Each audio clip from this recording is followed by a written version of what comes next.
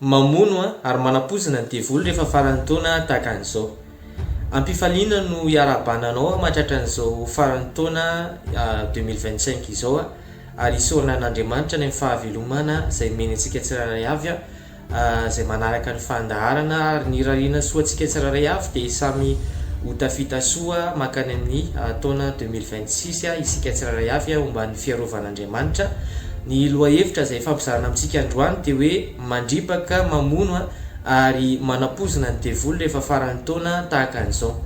Ny farany taona moa dia faina sikla anankiray, izany hoe tapotra ny sikla anankiray tamin'ity taona ity dia hiditra amina sikla anankiray vaovao indray dia ny taona manaraka. Ka rehefa faran'ny sikla anankiray ny devoly dia miezaka izy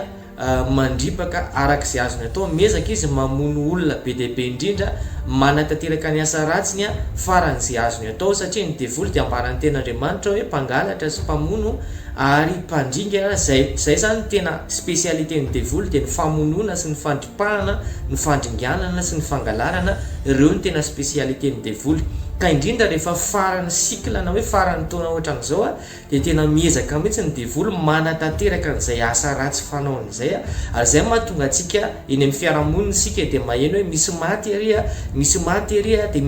indray ary dia misy miditra hôpitaly ery dia misy voapozina indray ary rehefa farany taona amin'izao farany taona zao mihitsy no hainontsika an'izany vaovao ratsy be dia be izay mifanesesy eny anivon'ny fiarahamonina izay misy antsika. Reny zavatra reny tsy hoe kory kisendrasendra fa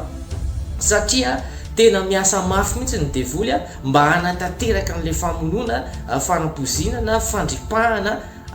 eny anivon'ny fiarahamonina izay misy antsika. Ka noho izany dia tena mila mitandrina isika. Ny ten'Andriamanitra koa any amin'ny Petera 2:5 dia milaza ny ten'Andriamanitra hoe mahonona tena miambena fa ny devoly fahavalonareo dia mandeha tahaka ny liona mierina mitady izay arapany. Izany hoe ny devoly zany tsy mipetrapotsiny izy fa mandehandeha izy tahaka ny liona mierina mitady izay arapany ny devoly. Ka noho izany indrindra fa farany taona ohatran'izao efa miasa foana ny devoly rehefa mandritry ny taona, fa indrindra rehefa farany taona tahaka an'izao izy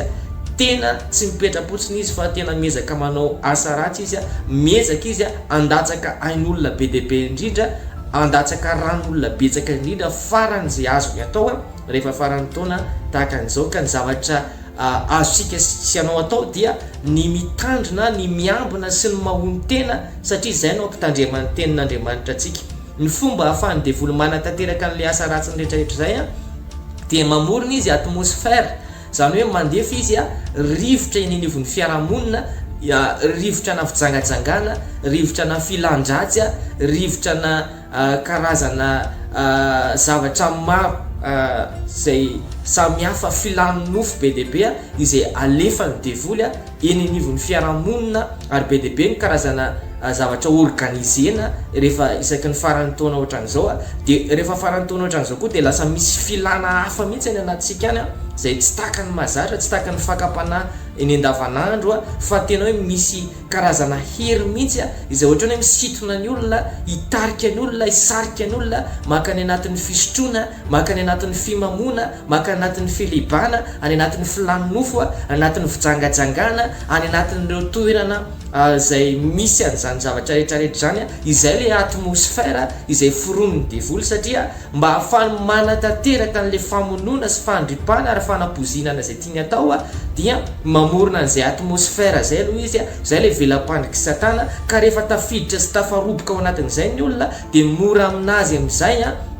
ny manatanteraka ny asa ratsiny, satria raha ohatra ka hoe mandeha mivavaka ny olona anankiray sarotsarotra aminazy manatanteraka n'izay asa ratsiny izay, fa mba ahafahany devoly manafaingana sy manamora an'ilay famonoana, fandripahana sy fanapozinana izay tiany atao dia mamorona aloha izy atmosfera be dia be izay ratsy amin'izao farany taona zao, mamorona rivotra izy, mandefa an'ireo filana maro izy any anatin'ny olona maro dia misarika ny olona be dia be izy akany amin'ireo toerana izay misy filandratsy sy faharatsiana be dia be ireo dia any amin'izay ny devoly mora amin'ny devoly amin'izay ny miasa sy mamono rehefa tonga any amin'ireny toerana ireny. Noho izany mitandremy ianao amin'ny farany taona ohatran'izao, ito mbavaka tsara foana ny sakafo izay hoentinao zay hoaninao rehefa farany taona ohatran'izao satria misy poizina be dia be mihitsy ny olona voapozina rehefa farany taona ohatr'izao, be dia be ny olona miditra hôpitaly rehefa farany taona ohatr'izao, be dia be ny olona izay maty tampoka, maty ny aretina tratry ny accident satria izany rehetrarehetra zany mila mitandrinatsika, mila mitandrinatsika tandremo na ny olona fantatra ary mila mitandrinatsika, tsy hoe mampiahiahy aminao ny olona manodidina anao fa tena hoe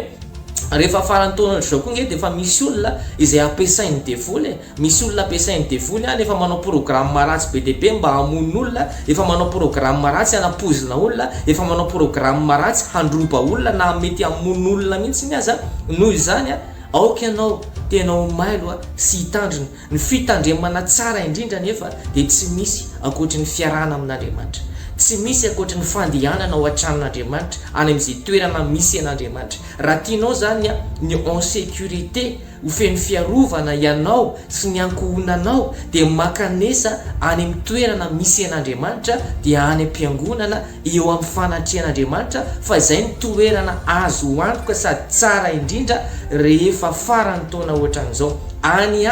no ahafanao manana filaminana sy fifaliana indrindra, any ny tena azo antoka indrindra rehefa farany taona ohatran'izao. Hafa mihitsy ny atmosfera miaraka amin'Andriamanitra. Ary ny ten'Andriamanitra koa dia milaza any amin'ny bokin'ny Korintiana hoe raha masina ny santatra dia ho masina koa ny vongana. Zany hoe raha masininao apetraka ao am-pelatanan'Andriamanitra ny famaranana nyity taona ty sy ny fiandohan'ny taona vaovao izay mbola ho avy io dia ho masina avokoa ny taonanao rehetrarehetra io zay 2026 mbola ho avy io rehefa apetraka ao am-pelatanan'Andriamanitra io dia voaharin'Andriamanitra io lasa misy filaminana io ain'Andriamanitra mandamina ny taonana iray manontolo fa miankina amin'ny fanombohany foana ny zavatra rehetrarehetra mitranga amin'ny taona 2026 io. Ka noho izany ny fanombohana tsara indrindra izay afaka ataontsika dia ny fametrahana ny taona miaraka amin'Andriamanitra. Rehefa tafapetraka eo am-pelatanan'Andriamanitra io dia ambaran'ny ten'Andriamanitra hoe tsy misy marombaka an'izay eo am-pelatanan'Andriamanitra. Tsy eo am-pelatanan'i Jesosy ihany tsy misy marombaka fa ny ankoatr'izay dia tsy azo antoka. Ka noho izany mamporisika sy manentana anao raha anao programme ihany ianao amin'izao farany taona izao, manaova programme maka ny tranon'Andriamanitra, mandehanana amin'izay fiangonana rehetrarehetra misy ianao dia mivavaha ianao sy ny ankohonanao fa hafa mihitsy ny miaraka amin'Andriamanitra. Izay ny fandaharantsika tamin'ity androany ity, ka mivavaka manonona ny fiarovan'Andriamanitra ao aminao mba ho voarony ianao sy ny tokantranonao sy ny ankohonanao, voarony ny sakafo rehetrarehetra izay mety hohaninao mandritry nyity farany taona ity. Dia nefa izay misy andraikitra ngezabe avy aminao aza mandeha amin'ireny fandriky ny devoly izay zavatra maro fantatrao mety hanimba anao mamparefo anao, aza mandeha amin'ireny toerana ireny fa tena mitandrema ianao, arovo ny ainao, arovo ny tenanao, arovo ny tokantranonao, dia mirary fety feno filaminana sy ny fiarovan'Andriamanitra ao anao dia tahiny Jesosy.